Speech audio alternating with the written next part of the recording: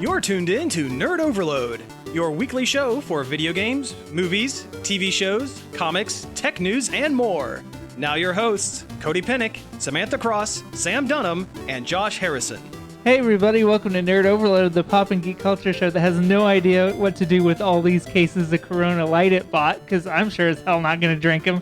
I'm Cody. I'm Sam. And I'm Samantha. We have a great show for you this week. Thank you all for tuning in. We have a bunch of news to go over, but first let's talk about some things we have been checking out. That was some current events. Current event humor. I like it. Putting a real timestamp on the show this week. Have you seen this? Have you heard about this? Yeah.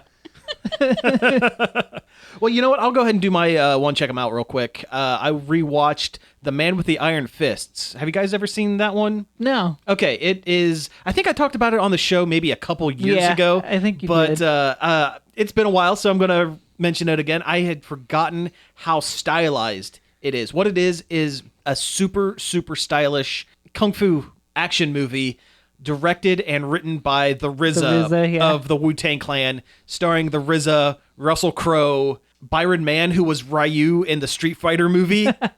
Lucy Liu is in there in a pretty good-sized part. It was really well done. I had forgotten how, like, a lot of solid primary colors and a lot of wire work. The whole story is about, it's a convoluted mess about different martial arts clans. One of them steals gold from the Emperor of China, and all these different martial artists are coming to take the gold back for the Emperor, and they keep dying over and over again. At one point, the RZA, who is a blacksmith that makes weapons for all sides, gets both of his arms chopped off at the elbow, but because he is a secret kung fu master that can bend metal with his mind because of his strong chi, builds basically robot arms, medieval robot arms. Nice. There is a guy who has a porcupine suit. It's a suit of armor that every time he punches or kicks, spikes come out of them. So he's stabbing as he's kicking and punching. That's rad. It's pretty great. Russell Crowe plays a British expat with it looks like a revolver, but it has two knives on the end, and when you pull the trigger, it cuts like scissors.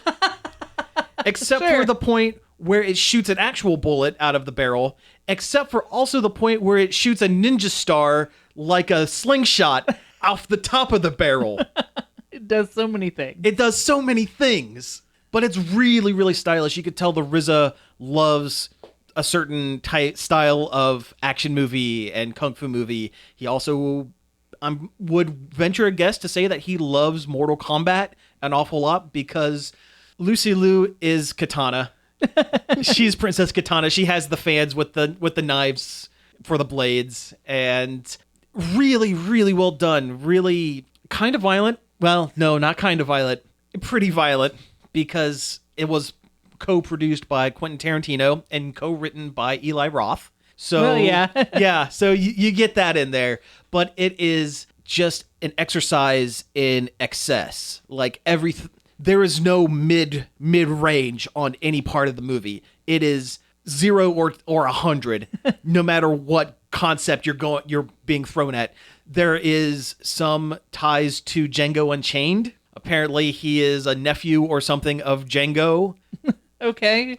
Pam Grier shows up very briefly. Oh, nice. Because there was a flashback to show how the blacksmith got from the American South during slavery times to mainland China to become a Buddhist monk blacksmith with robot arms. It's great. I highly suggest anyone check it out. You can find it in a dollar bin at Walmart. That's where I found it. And it's great. I highly recommend it if you like those kind of action schlock. It is 100% schlock. Like 100% schlock. In the best way. In the absolute best way. Yeah. Well, we watched 3 movies. Okay, let's hear them. The first of which, Booksmart. Oh. I remembered the one I couldn't think of earlier. Okay, it cool. was Booksmart, which was very good and very, very funny and super raunchy. Okay. What's the main elevator pitch of it? It's basically super bad, but with ladies. Oh, okay. Yeah. All right. But yeah, it's two girls who like are straight-laced students that worked real hard to get into the college they wanted, and then they realize everybody else also got into the colleges they wanted too, but they also had fun at the same time. So they're like, well, this is the last night before we graduate. Let's go Party go it to up. let's go to these parties and, live our lives then. Yeah. And they just get into one hijink after the next. Okay, yeah. And it was really fun and funny, and No, it sounds pretty great. Who stars in it? Are there any big names in the film, or is it kind of all... Olivia Wilde directed it. Oh, she did. Oh, interesting. Okay, nice. And the two main girls, the one's name's Beanie Feldstein. I only remember that because Beanie is a great name. I forget the other girl's name. They're both really good in it and funny. It's nice to see a raunchy teen comedy that stars girls. Yeah, that's... Girls be nasty. Yeah.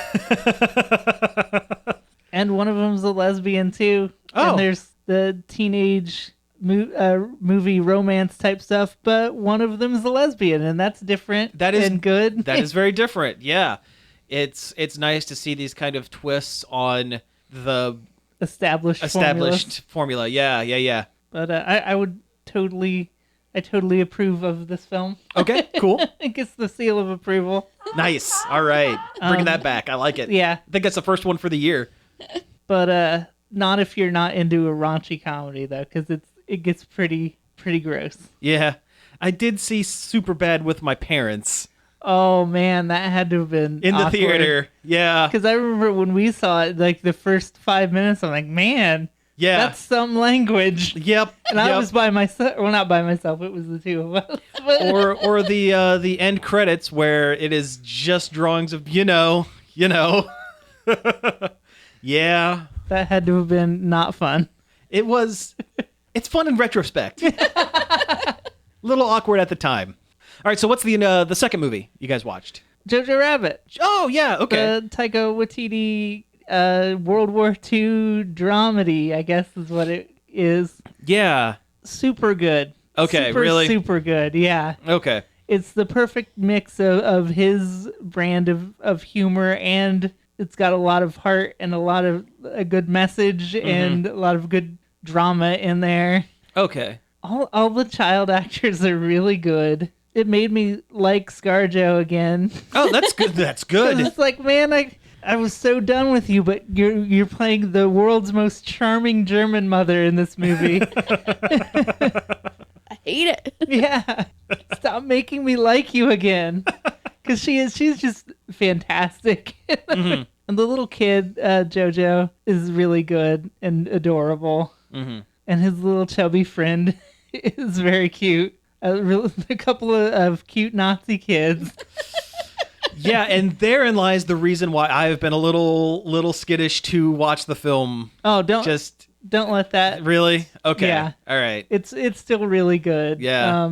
It handles the subject matter very, very well. Okay. I guess I'm not surprised by that, but it was kind of a knee-jerk kind of when I first saw the first stills of the film. And here's Taika Waititi dressed up like Hitler, dancing around and stuff. And I'm like, maybe I'll just let this one pass me by. But no, if you guys say it's good, then I'll search it out. The gist is that he's the imaginary friend of the kid.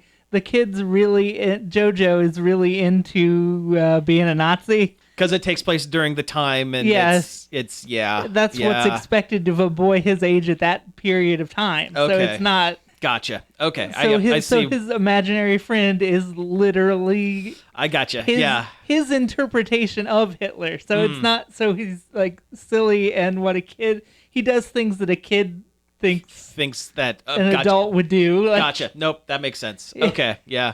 Interesting. So his name's Jojo, and he's got this stand named Adolf. Is that a JoJo reference? It is. Oh, and it's worth it in its entirety for one particular joke that is so dumb. Okay. Well, don't spoil it. Yeah, I don't want to spoil it. Don't spoil it. Don't spoil it. But there is one joke that's just so perfect and goofy and Taika Waititi.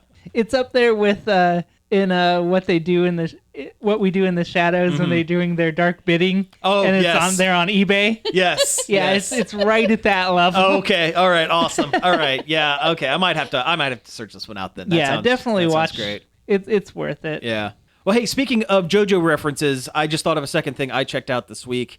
I fired up Street Fighter V for the first time in a very, very long time, and I tested out the newest character, Seth, the last character. Seth Rogen. Seth Rogen. They put him in Street Fighter. They did. You know, the Pineapple Express man. Yeah. Why did I pull that movie of all of his other movies? I don't know. It's a good one. That's a funny movie. It's a good one, yeah.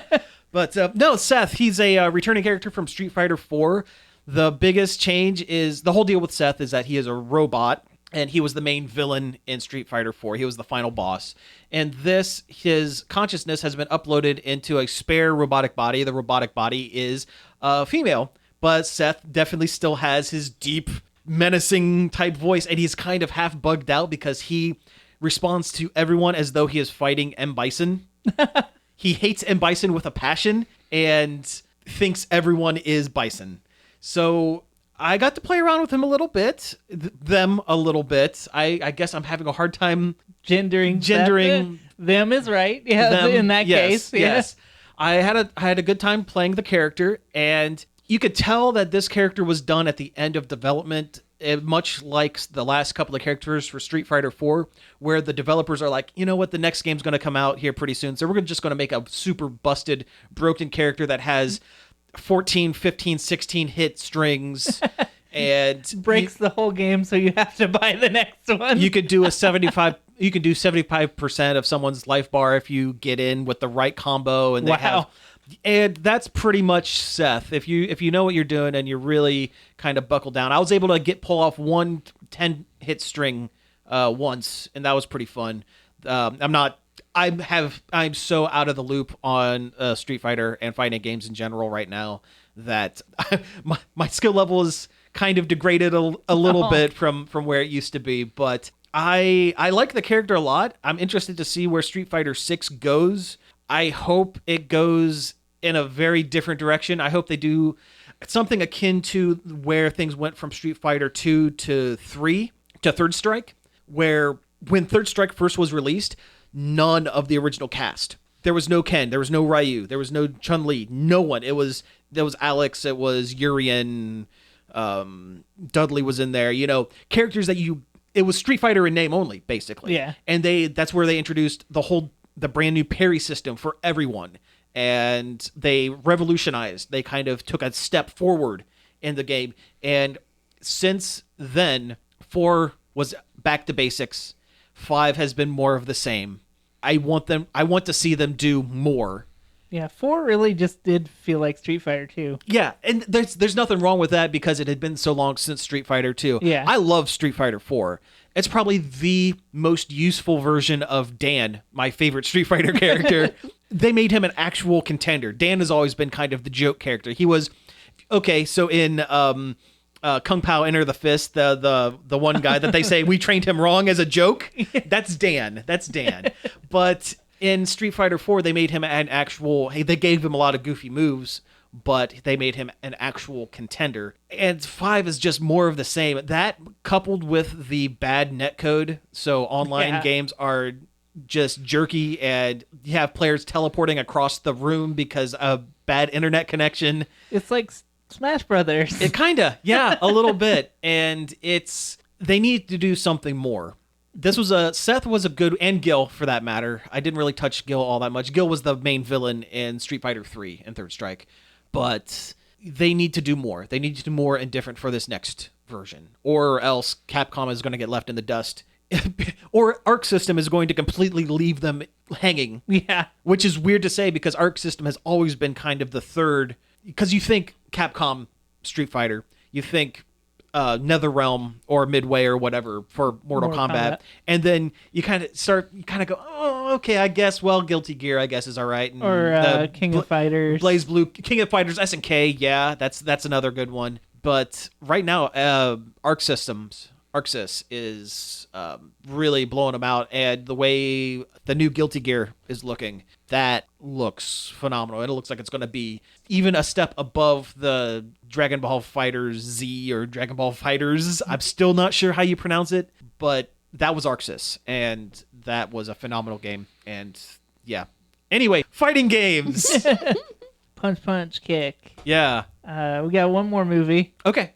The color It's a out doozy. of it is Okay. The Color Out of Space. Okay. It's a H.P. Lovecraft reimagining starring Nicolas Cage. Oh, nice. And if you're thinking Nick Cage and Lovecraft together, that sounds amazing. Well, it is. he Nick Cages it up. Really? He gets I'm sorry to cut you off. I just love this Nick Cage like doing like these smaller indie movies and just cutting loose. Oh, yeah. Just being completely Nick Cage. Oh, yeah. And he is. Like in Mandy. We still haven't seen that yet. You guys need to see Mandy.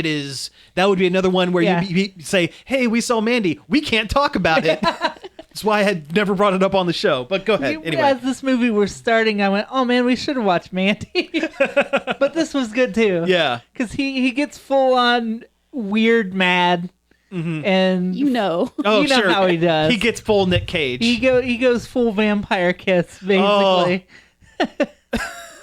But a meteor starts screaming his ABCs. just about. I mean, Yeah. he starts throwing tomatoes into a trash can real hard. Going, what was he? It's like slam dunk. Slam dunk.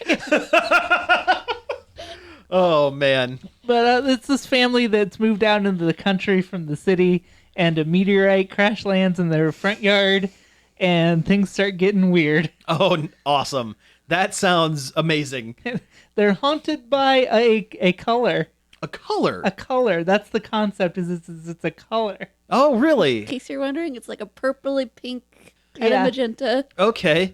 So similar to Mandy, actually. There was I would call the back half of Mandy neon red because that's what most of the movie is by that point. But that's the H.P. Lovecraft kind of intangible and that sounds, horror and concept. that sounds like H.P. Lovecraft saying that he is being haunted by a color. Yeah, that sounds about right. Oh, yeah. Oh yeah. Oh, if you yeah. think about it, it's like yeah. yikes. Yeah, you can see his racism if you think about the plot for more than 5 minutes. Yep.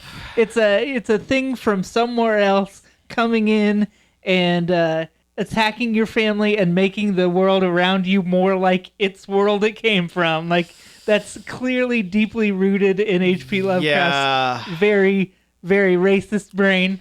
Yeah. But it makes a fun story if you don't think about it. Yeah. Like, is Lovecraft one of those guys that you can 100% divorce the man from the writing?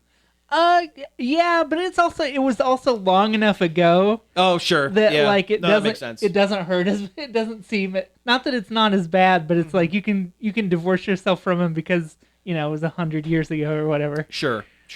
And also it makes it kind of interesting because you think about his mindset and what he's saying and why it's wrong, and Yeah. it's worth looking into his stuff, even if he's a humongous terrible bigot with a cat with the name I can't say on That air. we cannot say on air. Like it's still worth looking into Yeah. because it's a lot of groundbreaking horror stuff. Oh, sure.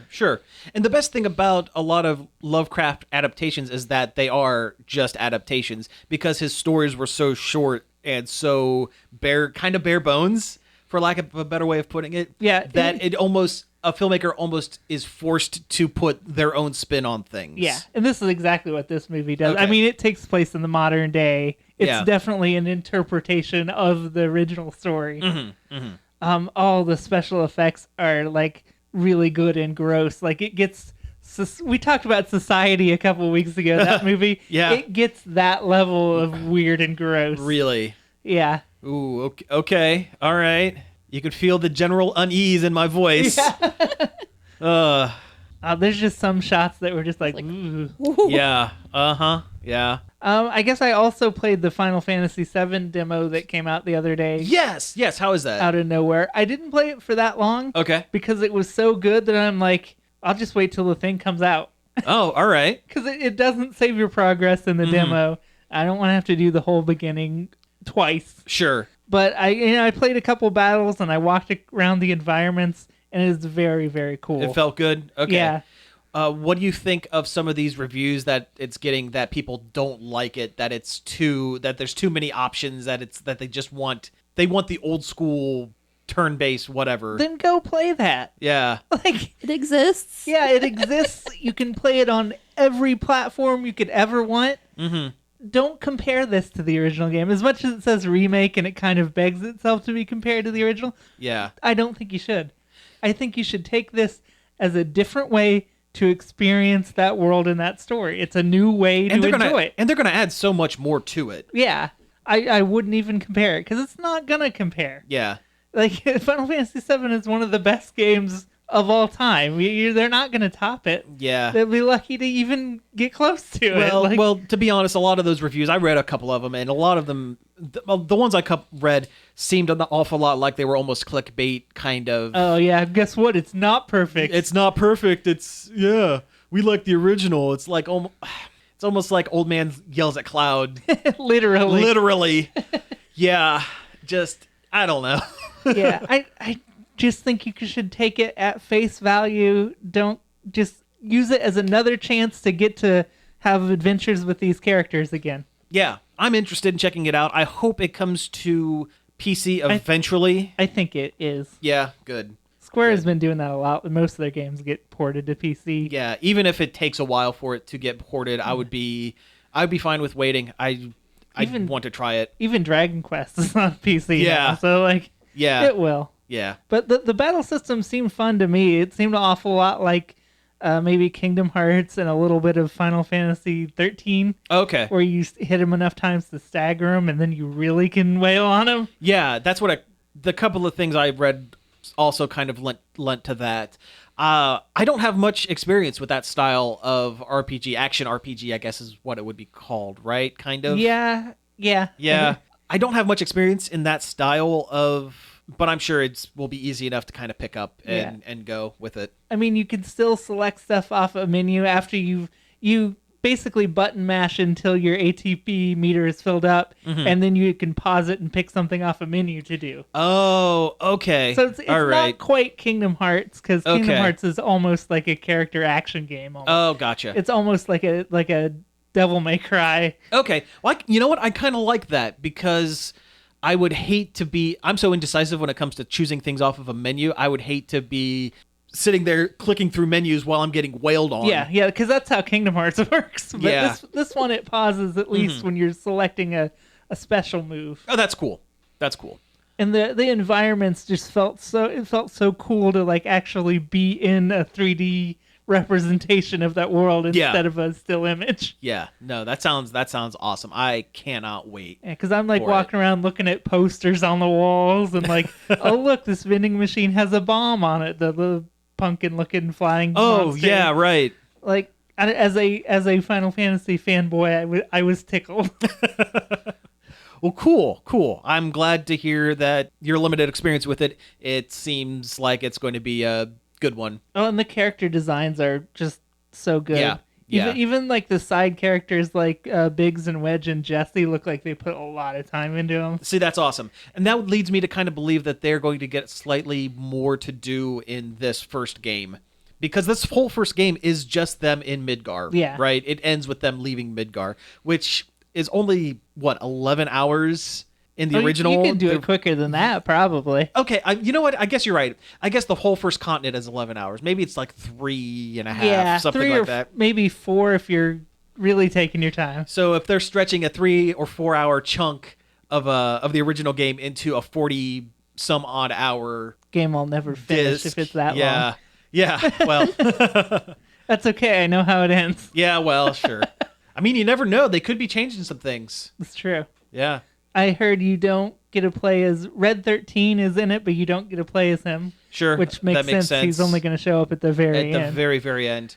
Probably no Kate Sith. No. Yeah, because he's not in until the Lucky Saucer. Golden Saucer. Golden Saucer. That'll be incredible looking. Oh, yeah. That'll be crazy. Oh, yeah. Yeah, that'll be good. Will they keep the snowboarding? Will there be like a full-on like 1080 snowboarding Oh, that would be great. Inside? That would be so good. Yeah, Or that would. the dumb little hologram battle arena thing they Oh, they'll have to fix that thing because that thing never worked right.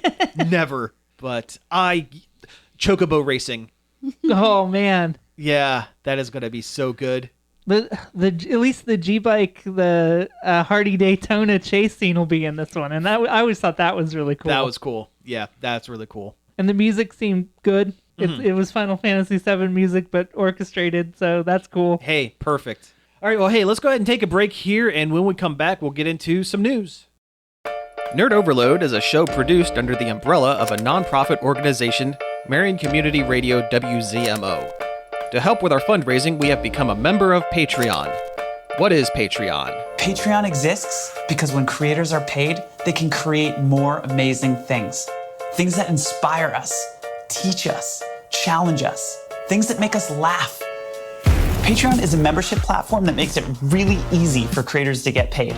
We're using the idea of patronage, which is actually a really old idea. Exactly, Jack. If it weren't for patrons, we wouldn't have Romeo and Juliet or Mona Lisa. Mozart, Shakespeare, Da Vinci, they all had patrons. What can I do to help Nerd Overload? Patrons set a monthly subscription-style payment for the level of membership they want. Where do I go? Thousands of creators and creative teams are using Patreon to run their business their way. So if you're a professional creator, start a page and give your fans the opportunity to become patrons. Patreon.com/nerdoverload now.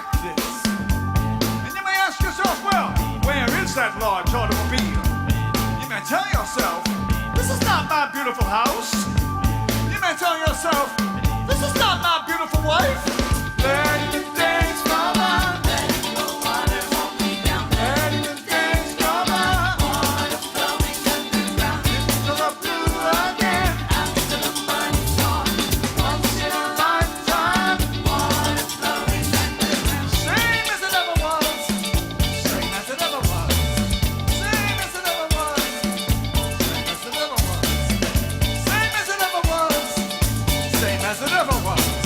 Same as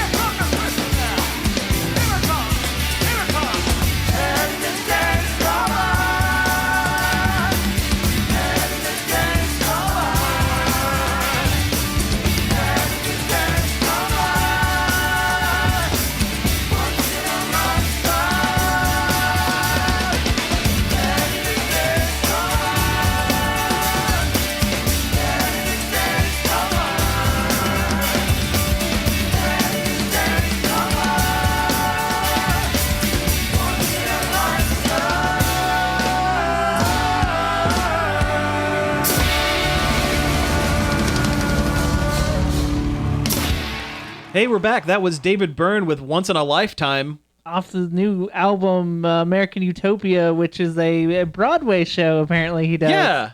He was on SNL like last week, I guess. Yeah. And played this song, and it's very good. You should go look it up. Yeah, it's a really good version of it. I like it. I like it a lot. What? Anyway, so Yeah, the original Talking Heads version is great. David Byrne is great. I'll be honest, Talking Heads is not. It's never been a band that I will like go and search out, but whenever it's on, I'm like, oh yeah, okay, I like this. They have at least 3 really great ones. Sure, yeah. Once in a Lifetime, Burning Down the House, and Psycho Killer. Yeah, those are the 3. Yeah. Qu'est-ce que c'est? All right. Anyway, let's get into some news here, and let's start with a positive one. So it seems like every week now we have more Robert Pattinson Batman news. It's time for Pattinson update. Na, na, na, na, na, na, na. Pattinson. Anyway, yeah. So this just came out today. I guess they released some images of the Bat car, the Batmobile. But it just looks more like a Bat car. It Yeah. just looks like a car, and it initially kind of I blew it off a little bit, honestly, because it just looks like someone's cool Dodge Charger or whatever. But going back and kind of looking at it a little closer, and then kind of going back to some earlier Batman stories, apparently they retroactively set some stories back in Batman's first couple of years of being Batman, and the first Batmobile was just kind of a souped up Charger with a Bat logo on the hood and kind of a neat engine on the back. And that's all it was. Yeah. And if it is very clear that is where this movie is heading. Yeah, it's just more evidence that it's an early Batman movie, which, hey, they haven't done that in a movie before, so Yeah, sure. I'm cool with Well, that. except Batman Begins, maybe. Batman Begins, I guess technically, but then again, Batman Begins, Batman was like 35 when he started. So this is more mid to late 20s Batman, I guess. And seemingly more true to the comics than the Dark Knight trilogy, which is like Nolan's take on it. Well, by the end of that, Nolan didn't want to do Batman. He wanted to do James Bond.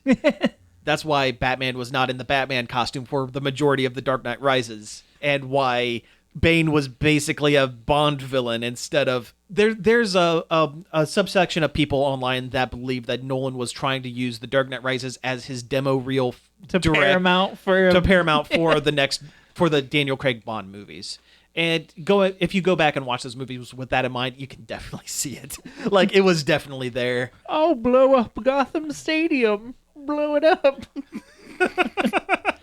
I love Harley Quinn Bane. It's so good.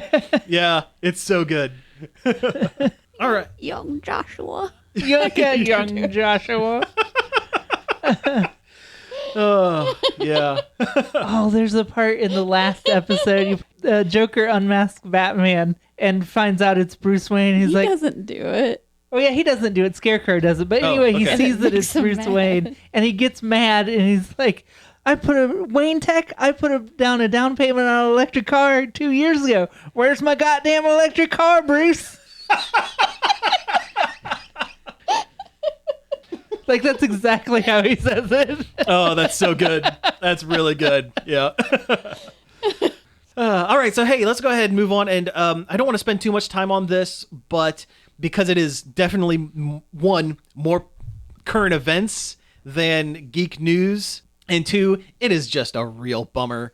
So I don't want to talk about this too much, but we would be remiss not to mention the effects that the current coronavirus has had on pop culture type events and that sort of thing. Yeah. Conventions where there's a bunch of people. A lot of conventions, a lot of people pulling out of conventions. Yeah, if you were looking forward to going to a large gathering of people within the next couple of months, You might want to hold off. yeah, it's Yeah. probably not going to happen. Well, Wizard World Cleveland is this weekend. It is going on as this airs right now. Wow, they're pushing forward on that. I don't know if there's been any dropouts on that one. Wizard is usually pretty hush hush when people drop out, at least until the very last second in my dealings with them. But one of the big ones I actually heard the other day, the Arnold Classic, which is also going on this weekend, they have closed it to the public. So there is no vendor dealer room there, and there are no public admittance. It is just people participating in the bodybuilding competition. They're all going to be performing for an empty crowd. Someone is going to win, and then everyone's going to pack up and leave. It's just a bunch of muscle people hanging out. They're healthy. Yeah. Yeah. They'll be good if the it's viruses just them. bounce right off their muscles. Yeah, they can't get in. Yeah, their abs are too tight for the virus to. They'll just Science. It's science. It's just science. But along with that, Emerald City Comic Con, which comes up in a couple weeks, I think. A couple weeks or a month or something like that. A lot of people have been pulling out of that. A lot one. have. DC and Dark Horse Comics have both announced that they are not setting up. They're not setting up booths. They're not officially sponsoring any of their creators to be out there during that convention, and that's scary. Emerald City is probably the third largest convention behind San Diego Comic-Con and New York Comic-Con.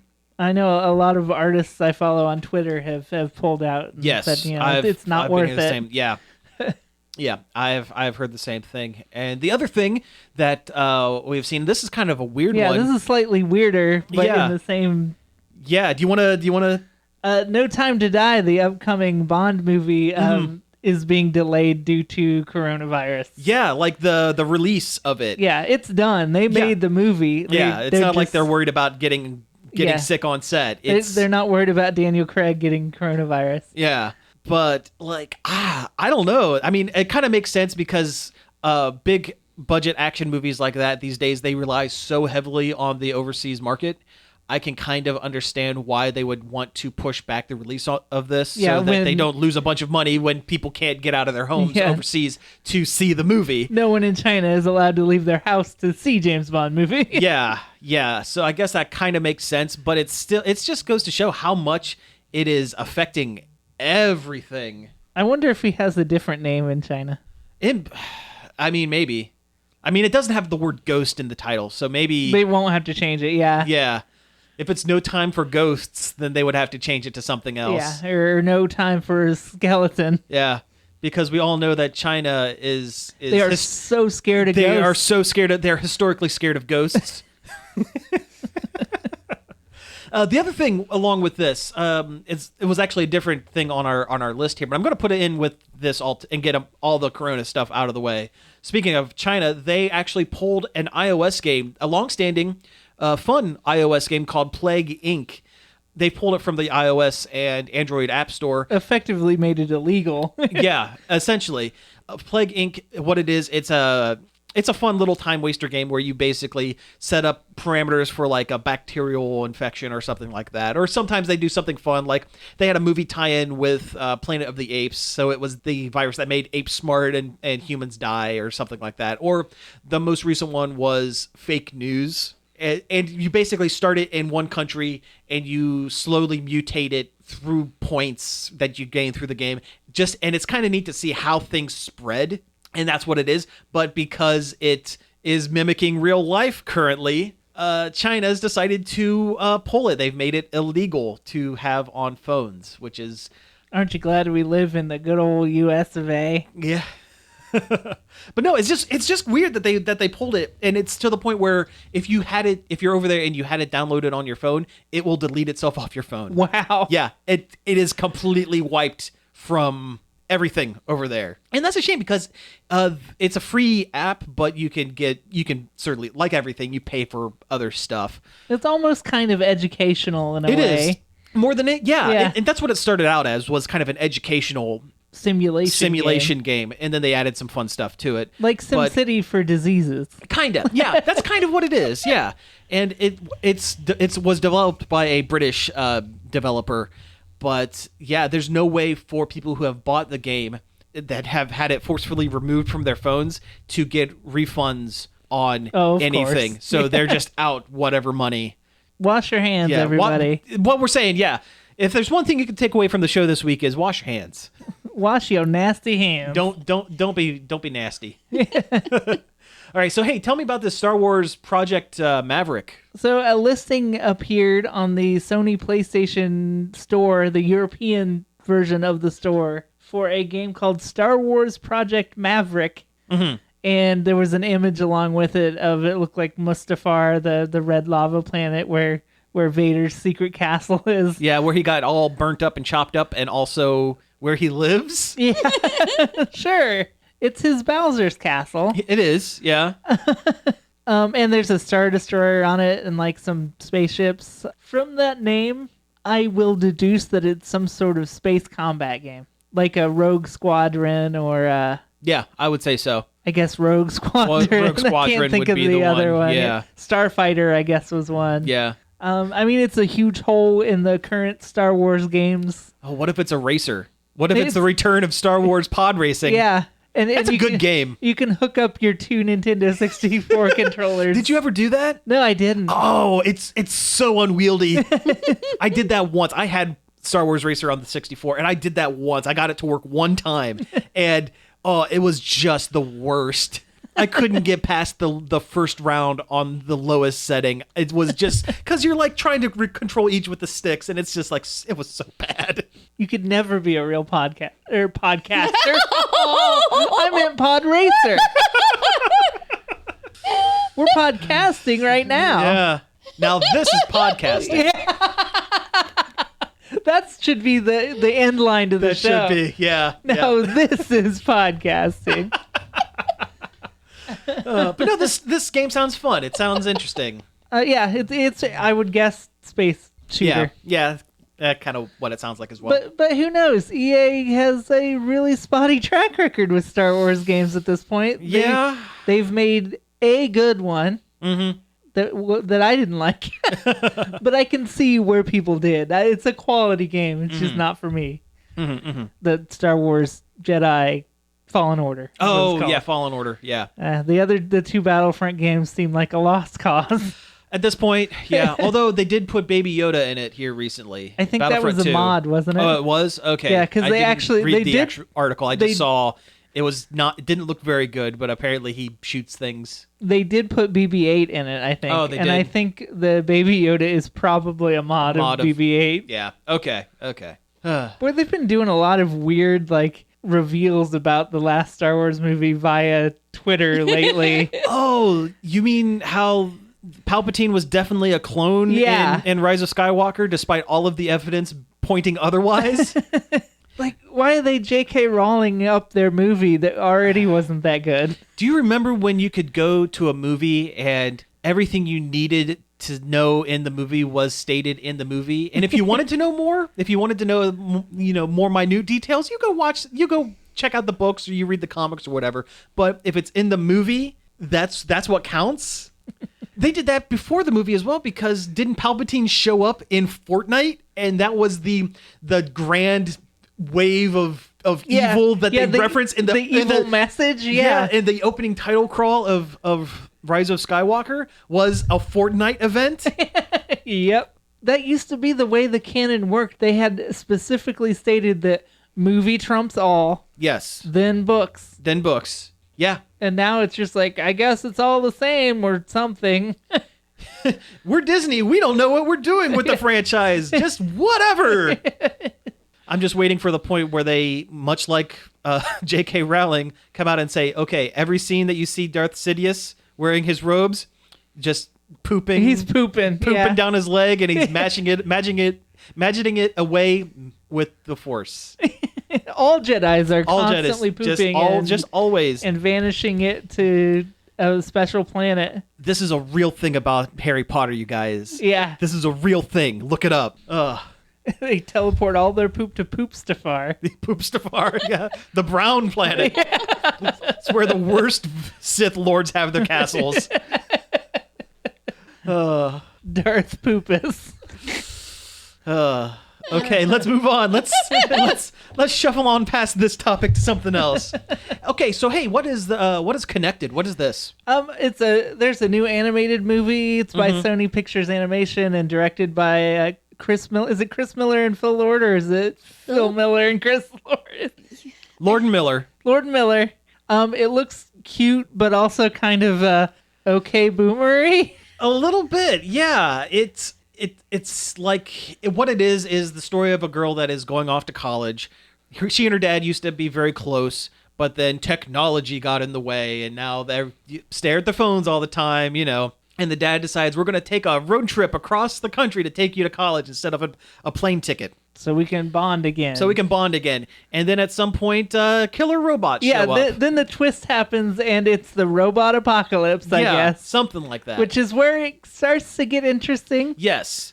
But the full first half of the trailer, I got the overarching sense of, old man complaining about people don't look up from their phones anymore. They don't take in nature. And it seems kind of an easy topic. Which I'm hoping it's mostly robot apocalypse. That's what I'm hoping as well. I'm hoping what we saw was the first 20 minutes. Yeah, I think. After that is robot apocalypse. Yeah, they were banking on the surprise for the trailer, I feel like. Yeah.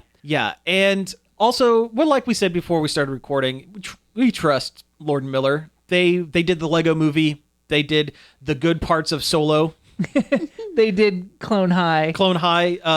Enter the Spider-Verse. Yeah. They had and that movie is incredible. That's incredible. Yeah. This one has a great art style to it. It does. I really like the art style. The voice acting seems really good. Sony is really outdoing Pixar these days. Oh, yeah. The designs and Absolutely. That new Pixar movie, that Onward, it looks okay, but I have no desire to go out and see it. It seems... I wanted to see it when I first saw the trailers, but the more I have heard about it, I guess it has a third act that is the first opening crawl of Up levels of weepy. Oh, God. Yeah, because the whole thing is about getting to spend one last day with your deceased father. Oh. That's the whole plot of the movie. No thanks. And... yeah, I don't... Pixar has gone from being able to tell really good emotional stories to just being emotionally manipulative. Yes. Yes. And that sucks. Yeah. I would say the height of Pixar's emotional manipulation was both the opening crawl of Up, which to this day I cannot watch, and the end of Toy Story 3 where they're facing down their... Oh, when they think they're going to die. They think they're going to die, and they're all hugging as they go into the incinerator. That was not entirely necessary. We didn't need that. The very end when he's giving the toys to the little girl, was very good. That was very good. But the part where they where the toys contemplate their mortal... Yeah, we didn't need their mortal lives. Yeah, that was manipulative. Yeah. That was any other time that would have been a fun adventure moment, but they're like, no, we'll play it up. Yeah. Yeah. But I didn't want to complain about that ending because that's so good. Oh yeah, no, when he gives away those toys, man. That is actually very good. That one I liked. Yeah. I still haven't seen Toy Story 4. I don't have much of an interest because Toy Story 3 had such a good ending. Yeah, we didn't really need the fourth one, but yeah. I mean, I've heard it's okay. I've heard mixed reviews. I've heard some people say it's okay. I've heard other folks say that it completely undoes the emotional ending of Toy Story 3 and it kind of paints Woody in a negative light a little bit. Like the first movie. Yeah. So any growth he's had is erased. It gets rolled back. Yeah. That's the best thing for a sequel to do. Oh, yeah. Well, that's what happens when you wrap everything up in a bow and then decide you need to do one more. So you got to undo. Okay, pick a topic. Pick one. We've got a couple left up here. Let's get through this Uncharted movie thing. We've reported on the ill-fated Uncharted movie before. The one that initially starred Mark Wahlberg. Now he's too old, and now he plays the old guy in the movie, and now Tom Holland is the new Nathan Uncharted. Yeah. Uncharted is basically Indiana Jones. Yeah, it's video game Indiana Jones, which was Lara Croft, but now this one's a dude. Yeah. It's derivative of something derivative. Yeah. I mean, they're good games, and they have good action set pieces and fun storytelling. When was the last Uncharted game? Oh, it was early PlayStation 4, I feel like. Maybe, not even a full year into PlayStation 4. So, a while. Yeah. Yeah. I don't think it's even relevant anymore. No. They haven't made one in forever. Anyways, what's this news? Now they've got a new director. The guy that directed Venom is now attached. His name, okay, cool. Something Fleischer. Ruben Fleischer. Yeah. And Antonio Banderas is attached. Okay. Which I'll bet he plays the bad guy. Yeah. Banderas is a good actor. That's Yeah. cool. And have you guys seen Venom yet? No. You need to. It's a really good buddy cop movie where the second cop, it's good cop, evil alien parasite from space that that wants to eat heads cop. But it's a lot of fun. So that's okay. I still don't see this movie ever being made. No, it's not. It's never gonna make it. And if it does, it's gonna land like a lead weight. It'll have people be as excited about it as they were that last Tomb Raider movie with Alicia Vikander, Yeah. which was fine actually. It was a pretty good movie, I thought. Mm-hmm. But nobody talks about it. Yeah. It's because it wasn't Angelina Jolie. People saw that and they saw it wasn't Angelina Jolie and said nope. Yeah. Yeah. I know. I need to see the new one, but People went, she's not my Tomb Raider. Which I don't know. I never thought Angelina Jolie was. Have you even seen them? No, I haven't actually So what are seen you them. talking Yeah. about? That's true. they're perfectly fine. The first one was fine. Cradle of Life was not super great, but the first one was serviceable. It was fine. I think for this version of Lara Croft, it wouldn't have worked at all. No. Because this is the realistic Yeah. Lara Croft. This is the one where she gets beat up for a lot of it. Yeah. Which Yeah. wasn't that bad in the movie. Oh, that's good. Not like it was in the game. That's where good. It's like it was borderlines on torture porn. Yeah. It was overkill in the game. Yeah. We can continue to talk about video game movies. We got another one on here. They released two posters for the Monster Hunter movie. And Paul W.S. Anderson's The Monster Hunter movie starring his wife, Mila Jovovich. and one poster has Mila Jovovich with a cool big old Monster Hunter sword on it. Yep. Which, I mean, that's kind of cool. That's cool. It looks game accurate. The other Yeah. poster has the Monster Hunter. Yeah. They're just calling him the Hunter. It's the actor Tony Jaa from The Raid and a couple other action movies. And he has a giant bow and arrow also from the game. I don't know about this, honestly. I mean, Paul W.S. Anderson has done a lot for Capcom movies. He's done a lot of Resident Evil films, and they're all ridiculously dumb I CGI feel like messes. they hit a baseline of, like, good enough where, like, you watch it and you won't be mad. The last couple I would almost put up with Fast and the Furious levels of, oh my god, they're doing this now. Yeah. And they're all excuses for Paul W.S. Anderson to have his wife, Mila Jovovich, continue to work. Because she doesn't really act in any other film. It's just these movies. Yeah, it's like, hey, everybody, my wife is going to shoot some zombies. Pretty much. So, but at least now she's hunting monsters. It's weird that a lot of this is not going to be taking place in the Monster Hunter world. There's a portal to downtown New York where we're going to have a big old dragon, Rathalos. Rathalos is going to come out, yeah. Well, apparently Rathalos is supposed to be one of the good guys. There's That's dumb. Yeah, there's going to be a big old angry monster that comes through. So we're and going to then get Godzilla crap. Yeah, we're going to get Godzilla crap and also Mila Jovovich swinging around a big giant sword. It sounds just dumb enough to work, I guess. Yeah, it does. It does.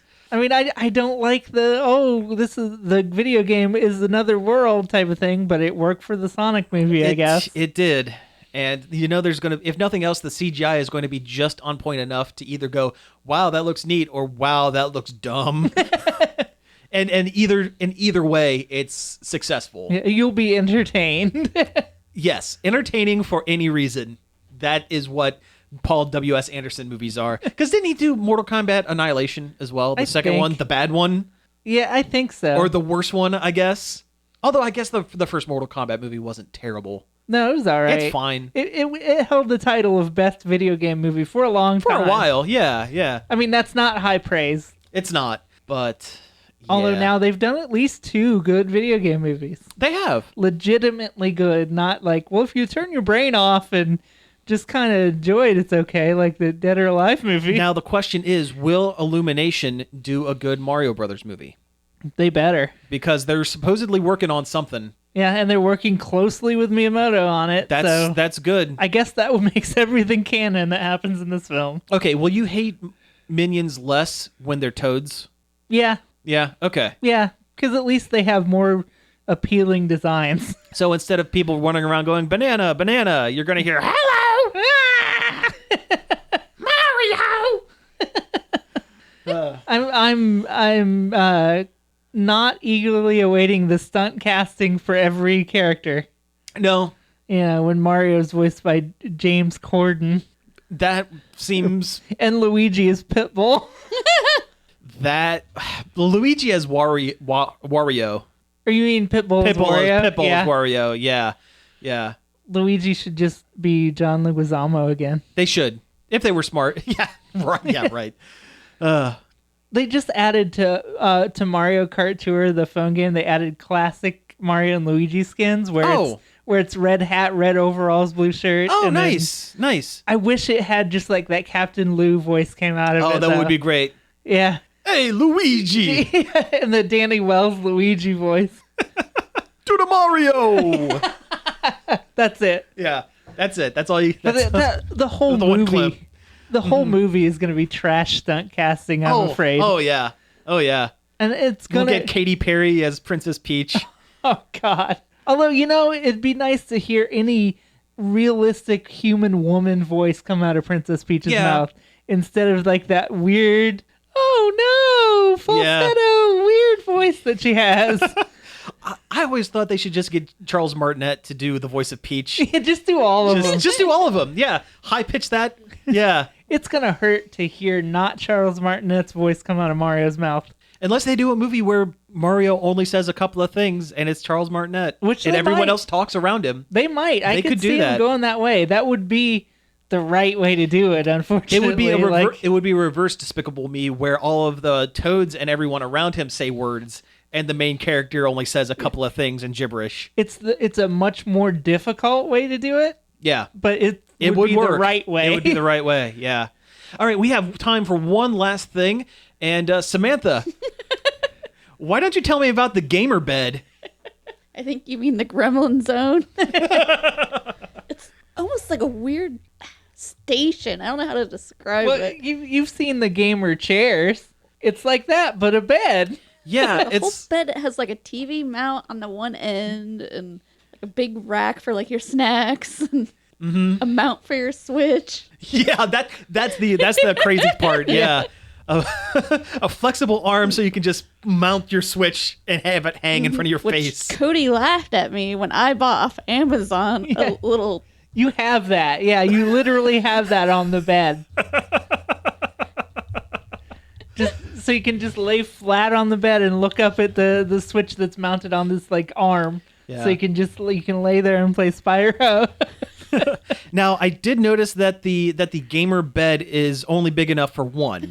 Well, yeah. I mean, Is that a did they a planning oversight, or did they know who their target audience was going to be with this? they know. Yeah. They know who's gonna buy this gamer bed. Yeah, Honestly, though, it does look comfortable as heck. it does. It's some Japanese company made it, and it's been making rounds on Twitter lately. Yeah. It looks interesting enough. And it has that dumb Gamer Boy color scheme of like Oh, black and red. Black and red, sure. But Oh, man, if it wasn't too expensive, I would almost consider it. I am lazy. I know you would, you little gremlin.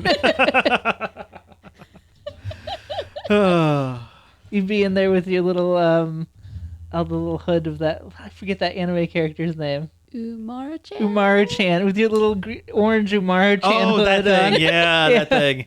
Yep. I can't believe you laughed at me about my pro gamer. Your pro gamer Switch arm for the bed. So I was laying there playing, and he comes in and starts laughing. I'm like, "What? It's my pro gamer arm. You're just jealous." All right, well, hey, I think we've made it to the end of the show, so let's go ahead and wrap things up. You've been listening to Nerd Overload. Thank you again for tuning in. You can find us each and every day over at nerdoverload.com. Not .biz. Not biz. No, definitely not. Maybe we should buy .biz. Dot horse. .horse. There we go. Egg. .egg, yeah. You can also find us on various social medias like Facebook, Twitter, Twitch, and Instagram by going facebook.com/nerdoverload now or what have you. It's Nerd Overload now on all Nerd Overload social now. medias. That's it. Yep. You can email us at staff@nerdoverload.com. Email us what your favorite H.P. Lovecraft story is. And give us a call on the Nerd Overload hotline. You can leave a message on our little answering machine, and maybe we'll play it on the show. The number for that is 586-372-8020. That's right. And we're also on various podcast catchers like Apple Podcasts, Spotify, Stitcher, and more. We have a Patreon, patreon.com/Nerd Overload now. If you like the show and you want to help support us, you can head over there and check out ways that you can do that. And finally, I'd like to thank David Pencil for the use of our intro and outro, which you can find more of his stuff over at davidpencil.com. So again, thank you all for tuning in, and we will be back next week. Now that's podcasting.